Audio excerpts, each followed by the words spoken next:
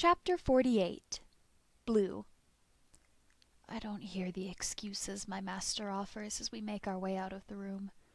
I'm not sure if the way I'm unable to do more than follow along in a daze helps or hinders his justifications. Before I know it, we're outside the main ballroom as another person is sent out to get their familiar. Did I do well? I can't keep my mouth shut, but I count it as a win. My voice isn't the pitiful little whine I was expecting. I managed to ask the question without throwing myself at him like I really want to do, though my hands have twisted into fists in the fabric of my pants as I physically repress the action. You did better than most of them. I think Genevieve found it pretty maddening. He smiles to himself, and I find myself grinning to match. He stops after the person disappears down the hallway and allows me to catch him up and stand by his side. I feel oddly exposed as he actually turns to look at me. His gaze isn't piercing. There's no judgment in his stare, but I still feel worn and frayed from it. She expected you to refuse me and not jump, he says absently, and it's only after a pause that I realize he wants a response. I don't know how to answer that. I don't know what he wants to hear from me. Would he have preferred another outcome? Was there another way to get out of that scenario? I trusted him, and he did not betray that trust. He kept me safe. What did you think I would do? I echo as softly as I can manage. It seems more important than anything else at the moment. To be honest, I didn't know what you'd do. He smiles as I gape up at him. Disobedience had never been an option in my mind. I don't know how he could have thought for a moment that I would have refused him, not when the stakes were so high, not in front of so many of his peers. But my mind goes back to Blanc and the angry expression on Genevieve's face. That mentality did not go for everyone. I wonder how many were actually able to go through with their little leap of faith. I wonder if I would have been inclined to take the uncertainty over the certainty of the punishment disobedience would bring, if I had been with any other master. Why did you let me compete if you thought I would disappoint? The words pour out of me without my consent. Well, Shauna had already signed us up for it, so it would have been worse to back out than to have you fail, he explains, far more calculating than I had originally thought. He is correct.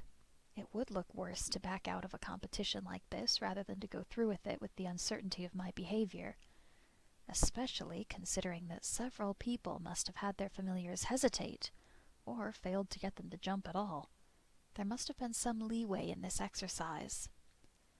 Master's about to say something when the ballroom door swings open again, and he swallows whatever he was about to say and plasters on a smile. Very obedient. Jay's voice has my heart launching into my throat. The urge to run into my master's arms is overwhelming now. I curl my tail around me in an effort to think of anything other than the implicit safety of being wrapped in my master's arms. If you ever get bored of him, please do make sure I'm the first one you call. I listen to Jay's soft footfalls as he saunters over to us for as long as I can before I give in to the urge to look behind me. My heart is in my throat as I force myself to face forward. He's not alone. He's brought the girl, Catherine, with him, and she looks even more predatory than he does. I can assure you that's not going to happen, Master responds coolly, throwing his arm around me and pulling me just a bit closer. Yeah, Jay, step off. Why would he ever want to get rid of such a tempting thing? Catherine playfully goads her friend, bumping him with her elbow as she continues forward towards us. Don't you start. Master's grin pulls just a bit tighter as she doesn't seem swayed, and he pulls me just a bit closer. Now, no need to get all defensive. I wasn't looking to take, I just wanted to have a little taste. My blood runs cold as Catherine lays out her proposition. He wouldn't, right? I force myself to turn away from the spectacle behind me and all but bury my nose in my master's chest. My master said he wouldn't lend me out at this party. He wouldn't let her take me. Would he? What? My master's tone is more confused than dismissive, and I find that it doesn't help my spiraling thoughts. I've caused him trouble, and as much as the show might have helped his reputation, I was the reason such a display occurred. I still haven't answered for the incident that led up to this event. You see, that sweet body powder he's wearing's got me real riled up, and I thought you could make nice and let me borrow him. Oh, stars. My breath catches in my throat as I remember the way she'd licked up my cheek. The dust! The stars' damned dust! It's my fault she's being worked up into such a state. Not that I'd have much hope that she'd control herself without any of my help. My whole body jerks as I feel the sharp points of her nails walk their way up my back, and a flurry of curses strings through my mind. I don't have to turn to see the smile I've caused, the excitement that runs through her at my reaction. I don't want to go with her. I've had a few female masters in the past, but I haven't seen any true difference in them. One so overtly enjoying my fright cannot be a good sign. I shut my eyes and desperately try to scent my master, forcing everything else out of my mind. I'll be good if I have to, but for the moment, I'd really like to just take in his comforting scent. The thought is out of my mind a second later as her hands are knocked away. I'd thank you not to touch my familiar without my permission, and I don't see how your situation is my problem. Master's tone is dismissive, bordering on harsh as he retorts. Well, he's the one that got me so worked up. I was hoping I could have a go at him, she details much more explicitly. She sounds a bit miffed that she has to spell it out for my master, and I pray that the frustration doesn't roll over. I don't want to be caught in the middle of that. Again, I don't see how your horniness is my problem, Master counters, and she stomps off with an angry huff when she realizes that she's gained no ground trying to reason with my master. We should probably get out of the hallway. It's just a bit too crowded for my taste. He smirks down at me like I meant to get in on the joke. You're really not mad? There's no way to keep the disbelief out of my voice. For what? He quirks a brow as though he's truly confused. I'm the reason that she... I try to explain, but he cuts me off. Blue, being horny isn't an excuse that lets someone have sex with you if you don't want it. He speaks slowly, as though he's introducing a simple concept to a small child. But it's my fault. I try to make him understand. He has to understand. I'm not trying to get out of this. He can't keep making excuses for me. He might have seriously offended her, and who knows what she'll say to her friends. As much good as Master's achieved, it would be just as easy to obliterate his reputation if others speak badly about him. No, you didn't want to go with her, right? He asks. No, I answer truthfully, if a little warily of the new tone he's taken. He doesn't seem angry, but I wonder if I've tested his patience too much. Catherine has turned down another hall, but he wouldn't call her back, would he? Then you don't have to. You aren't obligated to do anything you don't want to, he states simply. He ruffles my hair gently before motioning for me to follow him. Where are we going? I question after we turn away from the other holding room. There's a room downstairs that people are letting their familiars rest in, if you want to go ahead and take a rest. I wouldn't blame you if you did. He answers simply as though he's not suggesting leaving me alone at this party. I would like to stay by your side. I promise I'll do better. I'll try to make up for this whole mess. I try to apologize. I don't want to leave his side. I can't be alone right now. Everything inside me is screaming to stay close. There's too much uncertainty everywhere outside of the protective sphere my master emits. There's nothing to make up for, Blue. This whole mess is between Genevieve and Shauna, and you did beautifully, even when we were pulled into the middle of it. His praise goes straight through me, and I feel as though I'm a puddle of goo in his hands. Right. I try to hide my stutter behind a smile. He hasn't taken back his desire to place me with the other familiars. I know there's nothing I can do to change his mind, but I prefer to just focus on the warmth I'm leeching. I'd like to give you some time with your friends. Most of the competitors brought their familiars down already. He tries to rouse a smile out of me. I nod along, trying to be glad that I'll at least not be alone. I bite my lip and try to smile for him, try to be glad that I'll be among friends. But when Master lifts my head, I know I'm crying. Oh, Blue. I shut my eyes against the pity in his voice. I'm sorry. I'm sorry. I try to speak through the pain in my throat.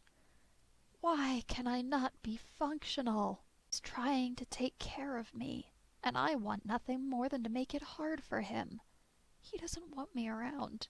He doesn't need me. I should just go along with the plan he's made, but I'm still resistant. I don't want to leave. No, no, he whispers carefully, as though I'm some fragile thing that will break apart if he uses a stronger tone. Though at the moment, I'm almost sure that I would break apart at the faintest provocation. Master ducks into a room after he's made sure that it's free of people, pulling me along after him. Just 1 second. Hold on. I'll be right back. He gives me a gentle pat before he leaves again. I can't help the cold panic that sets in as he goes. I wonder if I've made him mad enough that he no longer wants to put me with my friends. There's nothing I can do if he has, though I suppose there are worse places to be left behind. The room itself has been done up in muted jewel tones, but the organic wood trim shows through. There's a long set of bookshelves that are more decorative than book holders. They contain more baubles than books in any case. There are a couple of low-standing tables and a long reclining sofa that looks spectacularly soft. I kneel by the sofa and press my forehead against the cushion. I try not to let my thoughts wander. What are you doing on the floor? Master's voice shocks me out of tracing the pattern in the tiles. He's got a cup of water and a plate of snacks with him. He pulls me up onto the sofa without a second thought, pressing a cool glass into my hands. What? I look down into the clear water like it holds all the answers in the world. Drink. He presses the glass to my lips, and I have nothing else to do but drink. This exercise in trust took a lot out of you. Even if you're not feeling it right now, it's a big deal, and I'm very proud of you. He pulls me close, and I nearly sob in relief.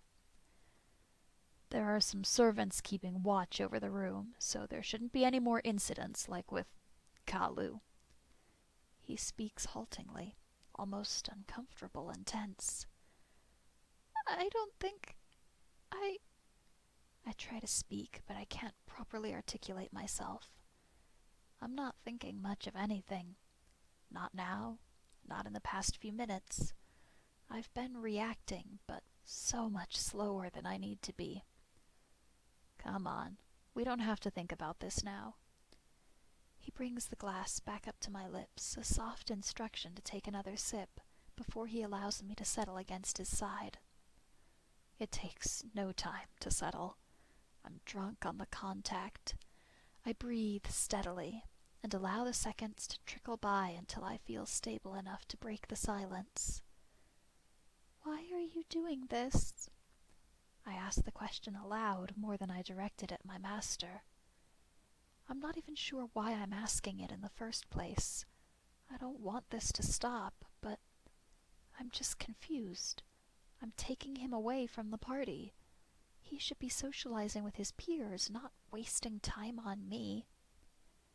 The gentle petting comforts and settles me, even though the silence is a little disconcerting. He's not mad. He could just shove me off if he was mad. Instead, he pulls me closer, pulling out the larger pieces of the hairpiece so that he can run his fingers through my hair without obstruction. This is aftercare, just not in an ideal situation. He answers simply, rubbing comforting circles into my back. Aftercare?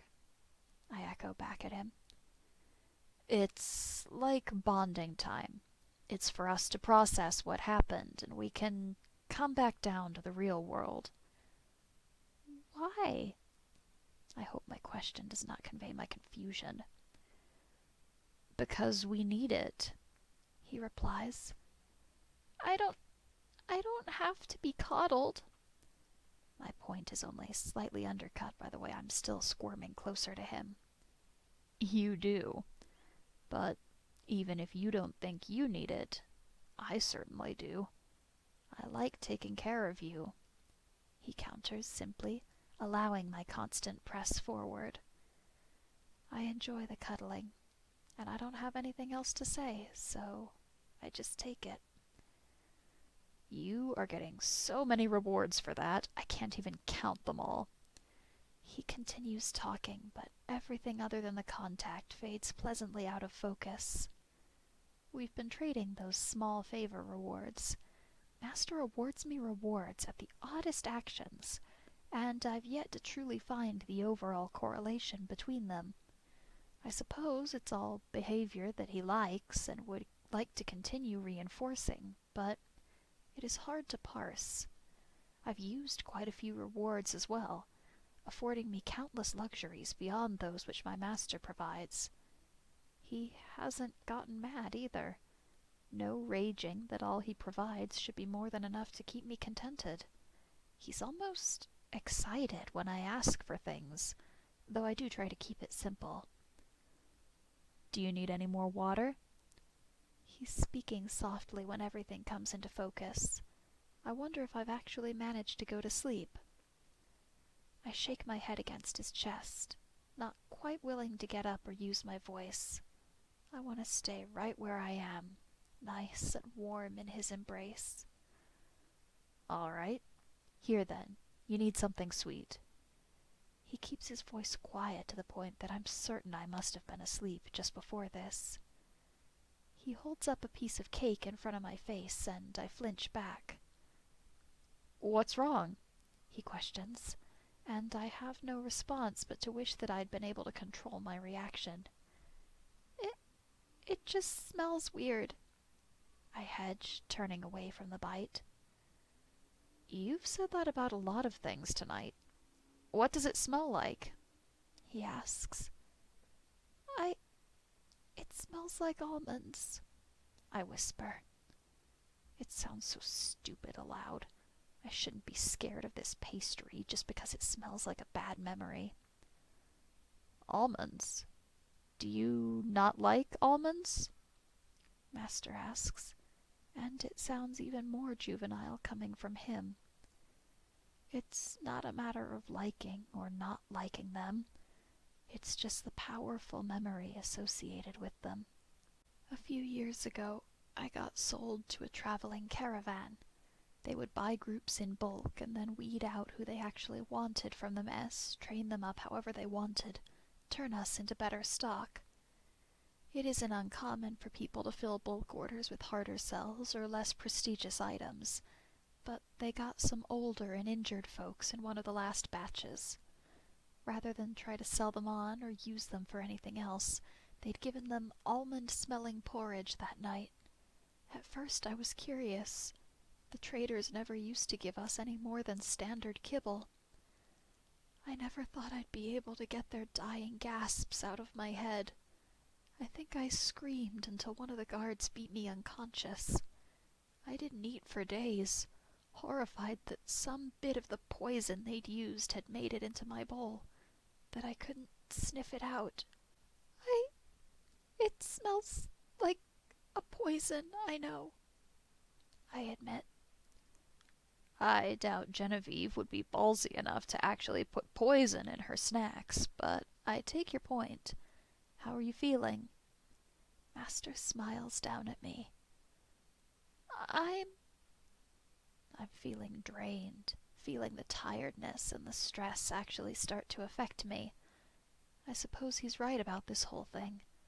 As much as I felt that I was fine moments ago, my full weight is resting against him as I feel my body go boneless.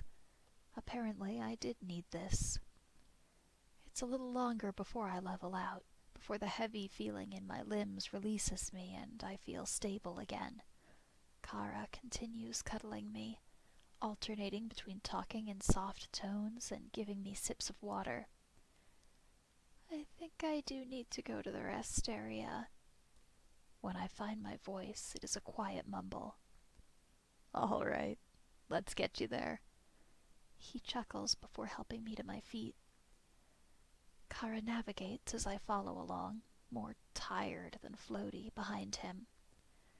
There are a number of small, low sitting couches on the floor and a nice fireplace already lit in the corner. The low chattering of speech dies down as we enter, and though most of the familiars make a conscious effort not to look over, I do feel their eyes on us. Just take it easy. All right, Blue? Kara presses 2 fingers under my chin and tilts my head up so I meet his eyes, then presses a kiss to my forehead before he leaves. I feel my face heat as I realize that now that he's gone, no one has any qualms about staring at me. He knew exactly what he was doing, and he knew we had an audience. All the familiars are looking my way with at least a half a dozen questions in their minds. I wonder if it would have been better to go with him when Avery speaks up. Blue! Spill!